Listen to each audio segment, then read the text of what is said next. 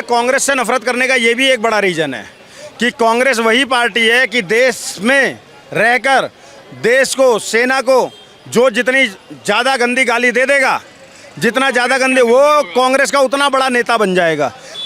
तेजस्वी यादव नेता हैं, अच्छे नेता हैं, बेशक 9वीं फेल हैं, लेकिन नेता अच्छे हैं। पिताजी के सारे गुण उनके अंदर आए हैं, मैं इस बात से डिनाई नहीं करूंगा। कन्हैया कुमार को मैं चूतिया मानता हूं, नेता ही नहीं मानता, तो उन पर मैं कांग्रेस की मेरे सामने आए तो मैं थप्पड़ कांग्रेस और कन्हैया कुमार कांग्रेस की, और उससे पहले क्या बोलते हैं उनको, वामपंथियों की, सीपीआई की बदौलत नेता बन गया। नहीं तो वो जेएनयू के बाद उसको कोई पूछता भी नहीं। जेएनयू के बहुत से ऐसे अध्यक्ष जाकर बनकर और निकल चुके हैं, कोई पूछता भी नहीं है, जानता भी नहीं है, तो वो भी वही रहता। लेकिन उसने क्या किया, भारत तेरे टुकड़े होंगे। तो 25 लाख वोट काट रहा है क्योंकि इनकी डेथ हो चुकी है। आज मैंने पेपर में पढ़ा है 25 लाख अगर वोट कट रही है जो डेथ हो चुकी है, तो उसको विपक्ष को क्या नुकसान है। अरे बोला कि तेजस्वी यादव आपको कैसे नेता लगते हैं? सर मैं तेजस्वी, चिराग और कन्हैया कुमार तीनों के बारे में जानना चाहता हूँ, मतलब एक्सप्लेन करना, दो लाइन। मुझे लगता है कि जो चिराग पासवान हैं वो नेता हैं और थोड़ा अच्छी बातें कर लेते हैं, उनको तरीका है, वो सबके सेंटीमेंट का ध्यान रखते हैं, वो किसी एक तरफ नहीं है चिराग पासवान। तेजस्वी यादव नेता हैं, अच्छे नेता हैं, बेशक 9वीं फेल हैं, लेकिन नेता अच्छे हैं। पिताजी के सारे गुण उनके अंदर आए हैं, मैं इस बात से डिनाई नहीं करूँगा। लेकिन उनकी समस्या ये है कि वो एक तरफा देखते हैं और कहीं ना कहीं उनके आने से फिर से वही जंगल राज वाली कहानी, एमवाई वाली बात आप कर रहे हैं। एमवाई वाले समीकरण उनका है, वो एक तरफा है। कन्हैया कुमार, अब कन्हैया कुमार को मैं चूतिया मानता हूँ, नेता ही नहीं मानता, तो उन पर मैं कांग्रेस के मेरे सामने आए तो मैं थप्पड़ कांग्रेस के इतने बड़े लीडर में अब शुमार हो गए, एआईसीसी के मेंबर बने हुए हैं, राहुल गांधी के साथ घूमते हैं और आप उनको ऐसे। सर मेरा कांग्रेस से नफरत करने का ये भी एक बड़ा रीज़न है कि कांग्रेस वही पार्टी है कि देश में रहकर देश को, सेना को जो जितनी ज़्यादा गंदी गाली दे देगा, जितना ज़्यादा गंदे, वो कांग्रेस का उतना बड़ा नेता बन जाएगा। तेजस्वी, अरे आप कन्हैया कुमार की औकात क्या, मैं बता रहा हूँ, कन्हैया कुमार मेरे सामने 1-to-1 डिबेट नहीं कर सकता, उसकी इतनी औकात नहीं है, नहीं कर सकता है। मैं आपको चैलेंज के साथ बोल रहा हूँ इस बात को। वो हर जगह ट्रोल करने की कोशिश करता है, मैंने उसकी बहुत सारी डिबेट्स देखी। एक बात को पकड़ता है और उसी बात को खींचता रहेगा, खींचता रहेगा, खींचता रहेगा, खींचता रहेगा। ऐसे डिबेट्स नहीं होती हैं। आप अपना तर्क रखो, मैं अपना तर्क रखता हूँ। आपके तर्क को मैं काटने की क्षमता रखूँगा तो मैं तर्क काटूंगा, आप मेरे तर्क को काटने की क्षमता रखते हो तो तर्क को काटो, लेकिन एक ही बात को बस खींचे जाओगे, खींचे जाओगे, खींचे जाओगे, ऐसे डिबेट्स नहीं होती हैं। और कन्हैया कुमार कांग्रेस की, और उससे पहले क्या बोलते हैं उनको, वामपंथियों की, सीपीआई की बदौलत नेता बन गया। नहीं तो वो जेएनयू के बाद उसको कोई पूछता भी नहीं। जेएनयू के बहुत से ऐसे अध्यक्ष जाकर बनकर और निकल चुके हैं, कोई पूछता भी नहीं है, जानता भी नहीं है, तो वो भी वही रहता। लेकिन उसने क्या किया, भारत तेरे टुकड़े होंगे। अरे तो इस पर जांच चल रहा है, फिर अलग टॉपिक हो जाएगा। कोर्ट छोड़ रखा है, पुलिस प्रशासन कहाँ है, केंद्र सरकार कहाँ है, और आप कह रहे हैं कि देशद्रोही है, एंटी नेशनल है। देखिए अब मैं कुछ तर्क देता हूँ आपको कि वो जेल से बाहर कैसे है। आज तर्क देता हूँ और इसको ध्यान से सुनिएगा। हमारे पास ये हमेशा प्रश्न उठाया जाता है, अगर कन्हैया कुमार ऐसा ही देशद्रोही है, कन्हैया कुमार दोषी है तो जेल में क्यों नहीं है? हाँ। सीधा सवाल। अब मैं बताता हूँ, रियाज और गौस को जानते हो, कन्हैया लाल जी के हत्यारों को, वो जेल में क्यों नहीं है? दोनों बाहर हैं। वो जेल में क्यों नहीं है? संविधान कोर्ट की बात है, तो संविधान और कोर्ट के तहत कन्हैया कुमार बाहर है। अब दूसरा बोल देता हूँ, समझिएगा इस बात को, एक हत्यारे की बात नहीं कर रहा हूँ। मेरे देश के अंदर में एक अपराधी बलात्कार करके जाता है, बलात्कार करके किसी बहन बेटी का, और उस हरामजादे को जमानत मिल जाती है, जमानत लगा बाहर आ जाता है और फिर वो अपराध कर देता है।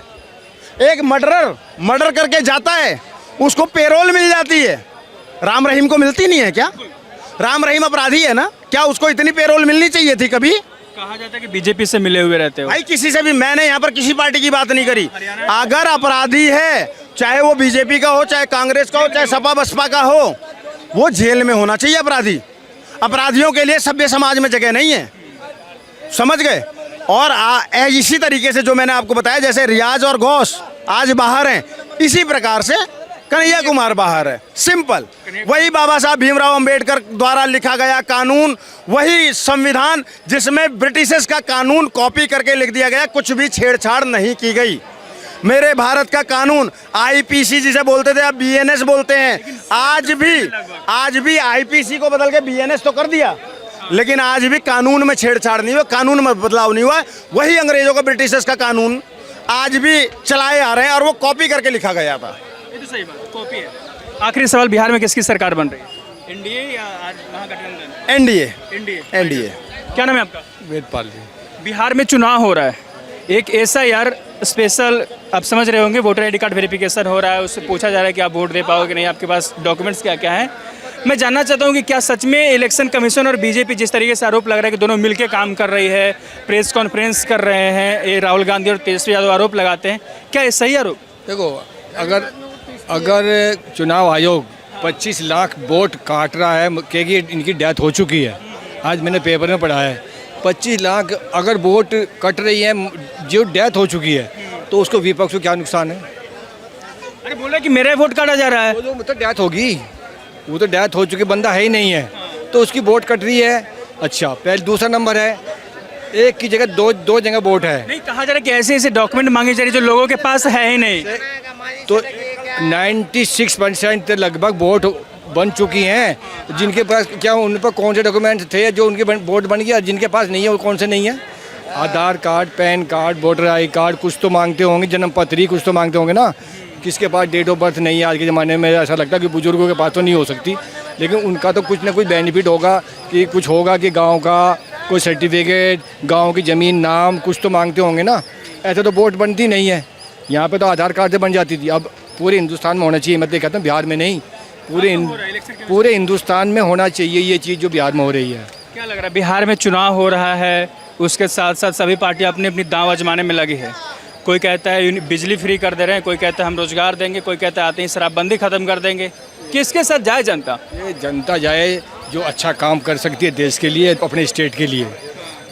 जो देखो, अगर लालू के चक्कर में गए तो 20 साल की मेहनत बेकार हो जाएगी उसकी एनडीए की। लालू के चक्कर में गए तो 20 साल की मेहनत बेकार हो जाएगी, जो तरक्की 20 साल में हुई है वहाँ पे वो जीरो हो जाएगी।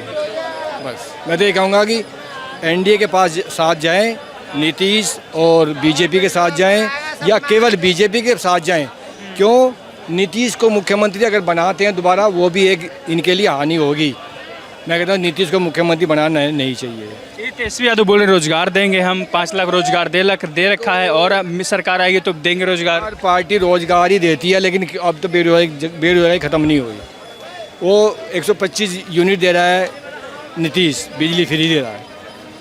वो अगर सरकार आएगी तो देगा। 125 यूनिट कुछ ज़्यादा नहीं है, कितनी है 125 यूनिट? कोई मैं नहीं मानता कुछ, लेकिन फ्री का जो लालच दिल्ली से। स्वराज जो क्यों नहीं पसंद कर रहे सब? जय स्वराज, देखो हर चीज़ को फैलने में टाइम लगता है, लेकिन उसकी जो लैंग्वेज, जो एक बात करता है ना पब्लिक में, किसी को पसंद आती है। मुझे 20% लोगों को पसंद आती है और उनको पसंद नहीं आती। हाँ, नहीं स्वराज पसंद नहीं है। नहीं, वो केवल एक बार प्रसिद्ध हुआ कि चुनाव का चाणक्य है, चुनाव का चाणक्य है, 2 चुनाव जीत के वो चाणक्य बन गया। अब वो अपना चाणक्य देख लो, तुम कहाँ जीतोगे, अपने बता लेगा कितने वोट इतने लोग मिलेगी। मुझे नहीं लग रहा वहाँ उसको एक भी सीट मिले, नहीं मिलेगा, मुझे नहीं लग रहा। वो तो बोले कि 120 से ज़्यादा सीट जीतने वाले। 120 से सीट वो, अरे लालू ने जीत पाए 120, तो लालू को 79 थी ना पहले, वो 79 ही बचा ले, मेहरबानी होगी। 79 बचा ले। हाँ, धन्यवाद। ये थी लोगों की राय बिहार चुनाव के ऊपर, जिस तरीके से वोटर आईडी कार्ड या वेरिफिकेशन किया जा रहा है, पूछा जा रहा है लोगों से कि आपके पास डॉक्यूमेंट क्या क्या है। चुनाव के ऊपर लोगों ने अपनी अपनी राय रखी, आप भी अपनी राय कमेंट सेक्शन में जरूर रखिए। बाकी बने रहे हमारे साथ और देखते रहिए द लोकसभा।